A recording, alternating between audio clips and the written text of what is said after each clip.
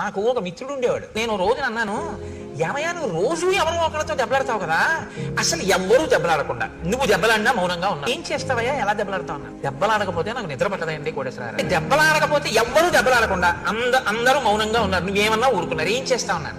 మా ఆవిడతో దెబ్బలాడతానని. మీ ఆవిడ దెబ్బలాడకపోతే మా ఆవిడతో ఎలా దెబ్బలాడాలో నాకు తెలుసా. నేను తెల్లబోయాను, ఎలా దెబ్బలాడతావు అన్నా. ఆవిడని ఎలా దెబ్బలాడగలవు నువ్వు ఆవిడతో అన్నాను. ఏముంది ఇంటికి వెళ్ళి అడుగుతాను, ఉత్తరాలు ఏమైనా వచ్చాయా అని అడుగుతాను.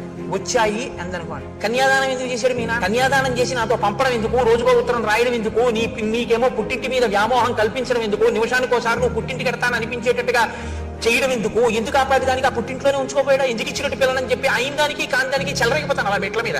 ఆవిడ కోపం వచ్చేదో అంటే నేను అన్నాను, మరి ఉత్తరం రాయిపోతే కన్యాదానం చేసేసాడుగా, ఇంకా ఏమైపోతాయి ఆయనకి ఎందుకు, ఓ క్షేమంగా ఉన్నావా ఏమిటని కూడా ఉత్తరం రాయి. ఎంత గొప్ప నానే మీ నాన్న అంటాను. అయ్యి బాబోయ్ నాయన నీతో చాలా కష్టం రా అన్నాడు.